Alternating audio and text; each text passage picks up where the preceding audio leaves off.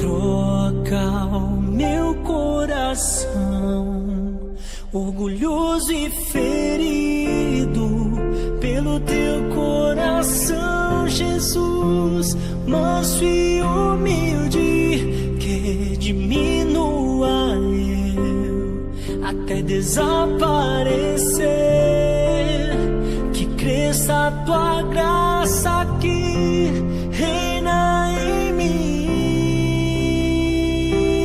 Jesus, reina em mim, Jesus, reina em mim, Jesus, reina em mim. O Senhor esteja convosco. Proclamação do Evangelho de Jesus Cristo segundo João.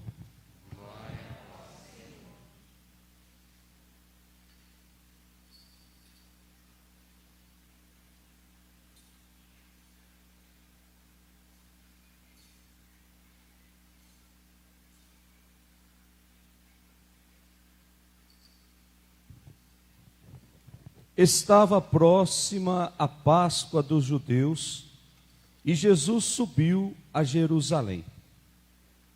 No templo encontrou os vendedores de bois, ovelhas e pombas, e os cambistas que estavam aí sentados.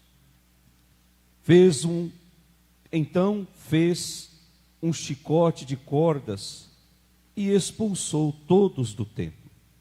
Junto com as ovelhas e os bois, espalhou as moedas e derrubou a mesa dos cambistas. E disse aos que vendiam pombas: tirai isto daqui. Não façais da casa de meu pai uma casa de comércio. Seus discípulos lembraram-se mais tarde que a Escritura diz: o zelo por tua casa me consumirá. Então os judeus perguntaram a Jesus: que sinal nos mostra para agir assim?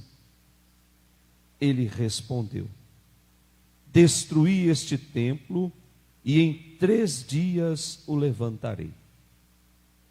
Os judeus disseram: 46 anos foram precisos para a construção deste santuário, e tu o levantarás em 3 dias. Mas Jesus estava falando do templo do seu corpo. Quando Jesus ressuscitou, os discípulos lembraram-se do que ele tinha dito e acreditaram na Escritura e na palavra dele. Jesus estava em Jerusalém durante a festa da Páscoa. Vendo os sinais que realizava, muitos creram no seu nome, mas Jesus não lhes dava crédito, pois conhecia a todos, e não precisava do testemunho de ninguém acerca do ser humano, porque ele conhecia o homem por dentro. Palavra da salvação.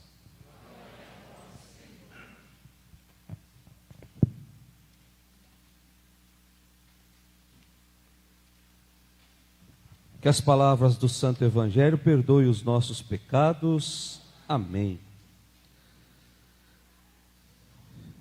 Caríssimos irmãos, nós estamos meditando as leituras do domingo de número 3. É o 3º domingo da nossa caminhada, do nosso retiro de Quaresma.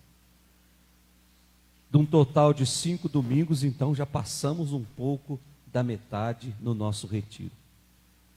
E nesse final de semana, as leituras novamente vêm nos apresentar essa preocupação de Deus em conduzir os homens ao encontro de uma vida verdadeira, de uma vida sem falsidade, de uma vida sem fingimento. É essa a preocupação de Deus. Deus quer nos conduzir para algo que seja de verdade. E nós vamos compreender bem, refletindo essas 3 leituras que nós acabamos de ler. Primeira leitura, tirada lá do livro do Êxodo, o capítulo 20. O livro do Êxodo foi escrito mais ou menos 2000 anos antes de Cristo, que segundo a tradição foi escrita pelo próprio Moisés, mas segundo a tradição. E ele tinha um objetivo ao escrever o livro do Êxodo. Primeiro, manter a memória do povo hebreu, manter o grande feito de Deus que os transformou numa nação, falar sobre a saída do Egito, sobre a libertação da escravidão. Portanto, tinha uma intenção quando se escreveu o livro do Êxodo. E o texto que nos foi proposto hoje é os 10 mandamentos, o decálogo, que vem nos dizer exatamente da existência humana e da sua relação com Deus e com o próximo. O homem não se relaciona só com o humano, o homem se relaciona com Deus. E esse relacionamento está pautado pelo decálogo. Os primeiros 4 mandamentos falam exatamente disso, da relação do homem com Deus, versículo 3 até o versículo 11. Portanto, Deus deve ser a referência fundamental da vida do povo. É em torno de Deus que se deve construir toda a existência de Israel. Nada nem ninguém deve ocupar o coração do povo, pois o coração do povo é lugar exclusivo de Deus. É lugar onde Deus deseja fazer morada. É preciso reconhecer que só em Deus existe a vida, só em Deus existe a salvação.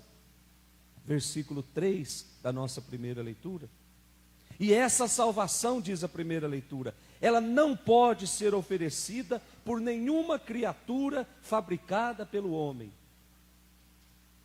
A salvação somente, isso nós estamos careca de saber, gente. Tem muito irmão evangélico que pega esse pedacinho para dizer que nós somos idólatras. Não deve construir imagens. Nós sabemos disso. A salvação só Deus nos oferece. Nenhuma imagem, por mais bela que ela seja, feita pelas mãos humanas, elas podem nos oferecer a salvação. Infeliz do homem, infeliz da mulher que coloca a sua fé numa imagem. A nossa fé, ela tem raízes profundas em Deus. E essas raízes foram aprofundadas por Jesus. Quanto mais perto de Jesus eu chego, mais perto de Deus eu estou. Porque num determinado momento da vida de Jesus, ele vai se identificar: eu e o Pai, nós somos um. Quem me vê, vê o Pai. Quem se aproxima de mim, se aproxima do Pai. É preciso reconhecer que Deus não deve ser usado para apoiar nenhum projeto humano, nenhum interesse humano. Versículo 7, não usar o nome de Deus em vão. E aí os outros mandamentos diz respeito às relações comunitárias, do versículo 12 até o versículo 17. E o primeiro dessa segunda leva de mandamentos fala sobre a família, versículo 12.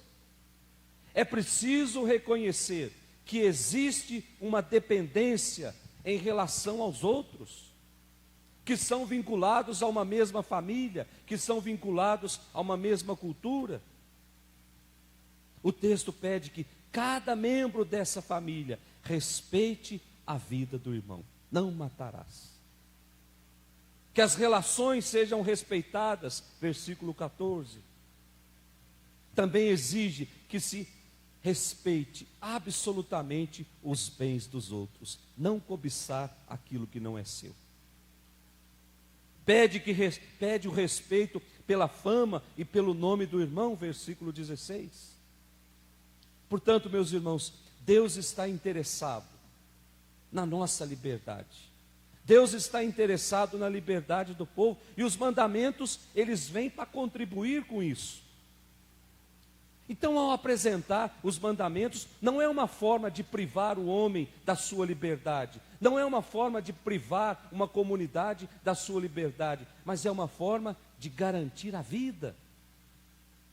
O que está em jogo não é o respeito a um conjunto de regras, ou o evitar que Deus tenha razão de ficar aborrecido comigo, ou até mesmo fugir do castigo de Deus, mas é o construir passo a passo a felicidade, é o construir passo a passo, é ladrilhar a nossa caminhada rumo à felicidade. Observar os mandamentos não é observar um conjunto de regras criadas por um homem, mas é ladrilhar, é ir calçando a nossa caminhada rumo à liberdade. É isso que propõe essa primeira leitura. É preciso aprender que os mandamentos não é algo ultrapassado, não é algo inventado por uma moral desatualizada, ou por uma moral antiquada, que serve para limitar a nossa liberdade, a nossa autonomia. É preciso ver os mandamentos como um sinal, no qual Deus, no seu amor e na sua preocupação, nos ajuda a percorrer o caminho da vida verdadeira. Depois da nossa segunda leitura, a carta de São Paulo aos Coríntios, o capítulo 1, e o versículo do 22 até o 25, já estudamos essa carta aqui ao longo do ano passado. Já sabemos que essa carta foi escrita lá pelo ano 50 depois de Cristo, por uma comunidade de Corinto, fundada por Paulo, uma comunidade que era fervorosa, que era viva, mas uma comunidade que estava exposta a vários perigos. Na questão moral, a comunidade estava exposta ao perigo do culto a Afrodite, a deusa da beleza e do amor. Por isso que São Paulo vinha dizer alguns domingos atrás: o nosso corpo é templo, é morada do Espírito Santo. Não é para libertinagem, é para que o Espírito Santo possa morar ali dentro. No que está, mas havia também uma disputa pela eloquência das pregações dentro da comunidade. Não bastasse a questão moral, havia aquela questão individual, em que uns diziam: olha, eu acho que Paulo prega mais bonito. Ah, mas Apolo também prega. E Cefas? Olha como Cefas prega bonito. E aí começou a dividir a comunidade. Eu sou de Paulo, eu sou de Apolo, eu sou de Cefas. E aí Paulo vem dizer: bobagem, nós somos de Cristo. Quem morreu na cruz não foi Paulo, não foi Apolo, foi Cristo. Portanto, eu devo ser de Cristo. Foi em nome de Cristo que eu fui batizado. Então a comunidade de Corinto estava exposta a tudo isso. E ficava cada vez mais difícil absorver a pureza da mensagem do Evangelho, a essência do Evangelho. Então Paulo vai se esforçar para demonstrar que é possível. Aquela comunidade tem um único mestre, e esse mestre é Jesus. E que a experiência cristã, ela não é pautada pela busca de uma filosofia coerente, de uma filosofia brilhante, que conduz a uma sabedoria de saber, a um acúmulo de conhecimento, como acreditavam os gregos. E que procuraram uma explicação lógica e coerente à luz da lógica humana, é a atitude de quem não entendeu a loucura da cruz. Querer explicar Jesus a partir daquilo que eu tenho, da lógica humana, é a atitude de quem ainda não entendeu a loucura da cruz. É o que Paulo está querendo dizer nessa segunda leitura. É a atitude de quem ainda não entendeu nada. Até porque, gente, se nós fôssemos olhar para a vida de Jesus a partir do prisma que nós olhamos a vida do outro hoje, nós vamos encontrar aqui um homem fracassado. Nós vamos encontrar um homem que não reina em lugar nenhum, porque está pendurado numa cruz. É preciso olhar, é preciso construir a experiência cristã a partir de Cristo, não a partir daquilo que os outros determinam. Meus irmãos, os judeus esperavam que Jesus fosse se apresentar como algo espetacular, com gestos milagrosos, com a mídia toda em volta.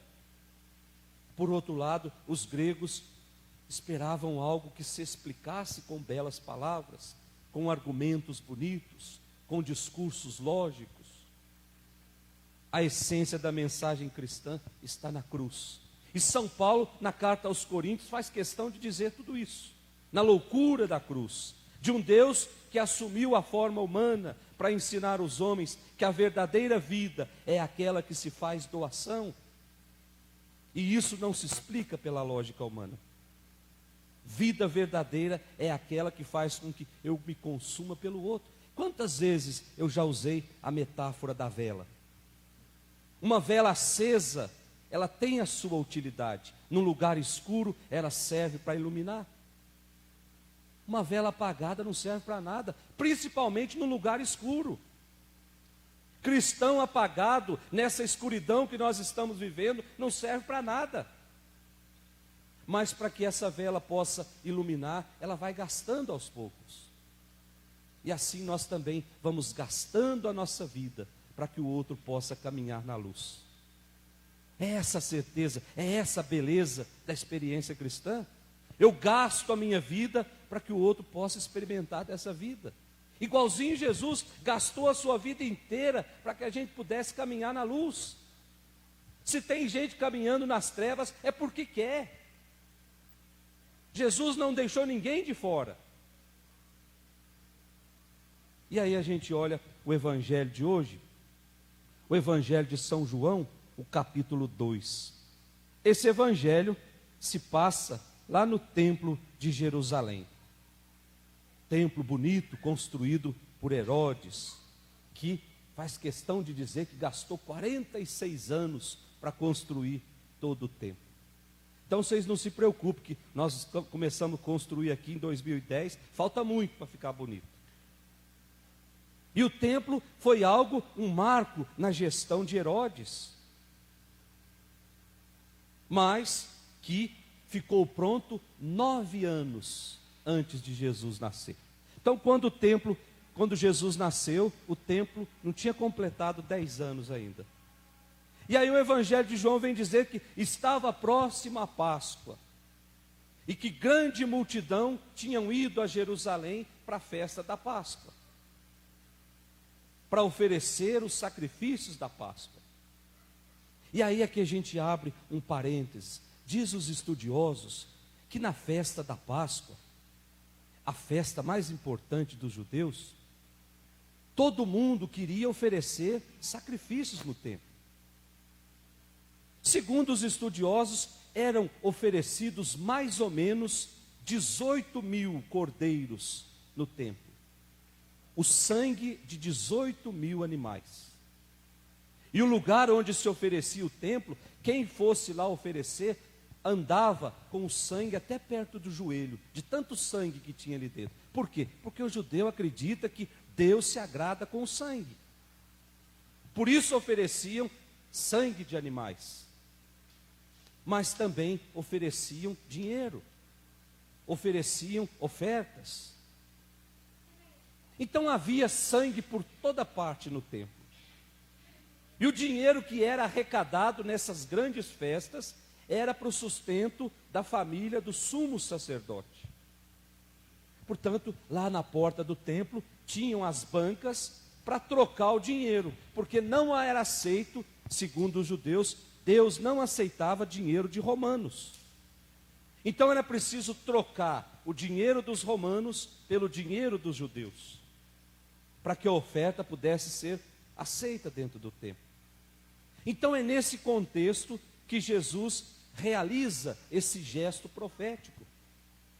E ele vem dizer que essa forma de culto, há muito tempo já havia sido criticada pelos profetas. É uma forma de culto vazia, é uma forma de culto estéril, não tem nenhum significado, pois ela se dava pela exploração dos mais fracos.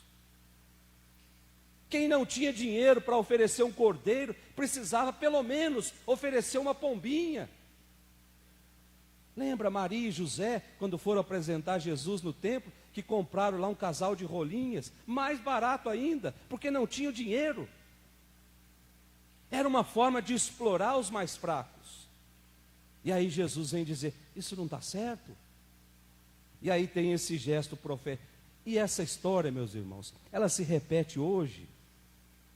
Quem nunca ouviu falar da fronha, dos sonhos de Deus que eu preciso comprar? Da meia para me caminhar para a prosperidade, daquele tijolinho miserável para construir não sei o quê? Coloca a experiência cristã num amuleto que não serve para absolutamente nada. Está cheio disso nas nossas madrugadas, é só assistir. Eu, como durmo muito tarde, eu assisto muito programação evangélica, eu fico escandalizado quando eu vejo aquilo. Como tem pessoas especialistas em tirar dinheiro dos outros. Como tem pessoas especialistas em enganar os outros. Agora há pouco tempo tinha um senhor aí vendendo feijão para curar o Covid. E tem gente que compra, mas compra, aí o pecado não é de quem compra não, o pecado é de quem vende, porque a pessoa compra na ingenuidade, porque acredita nessas raposas da madrugada. Acontecia isso no tempo de Jesus. Jesus foi preciso fazer um chicote e dar chicotada para tudo quanto é lado, até destruir tudo, chutou tudo, diz o Evangelho. Com essa atitude, Jesus acaba por abolir essas práticas. O meu relacionamento com Deus não passa pelo dinheiro. O meu relacionamento com Deus passa pela pureza do meu coração. Quando eu me aproximo de Deus com um coração puro, Jesus termina o Evangelho dizendo, Deus sabe o que tem ali dentro. Eu não preciso de nenhum gesto espetacular para mostrar que eu sou católico, que eu sou cristão. O que eu preciso é de um coração puro, de um coração transformado. Por isso a igreja nos dá esses 40 dias para transformar o nosso coração num lugar onde a palavra de Deus possa criar raízes profundas. Caso contrário, será apenas 40 dias. E essa atitude profética de Jesus, e aí Jesus vai, vocês estão incomodados com isso? Então vamos destruir esse templo, que em 3 dias eu levanto ele de novo. E aí, mas foram 46 anos para construir. E aí Jesus estava falando dele mesmo.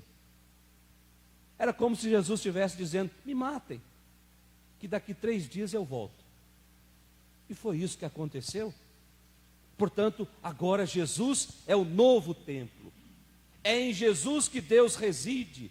É em Jesus que Deus se revela. É em Jesus que Deus se torna presente no mundo. É através de Jesus que Deus oferece para cada um de nós o seu amor. E quando eu experimento desse amor, eu vou transformando a minha vida numa vida mais amável, numa vida mais comprometida, numa vida em que existe a felicidade verdadeira. Então, meus irmãos, peçamos nessa Eucaristia que Deus nos dê a graça de associar a nossa vida à vida de Cristo. Quando eu me aproximo de Cristo, eu sou mais feliz. Quando eu me aproximo de Cristo, eu sou mais verdadeiro. Quando eu me aproximo de Cristo, eu sou um homem, eu sou uma mulher capaz de fazer escolhas certas na vida. Louvado seja nosso Senhor Jesus Cristo,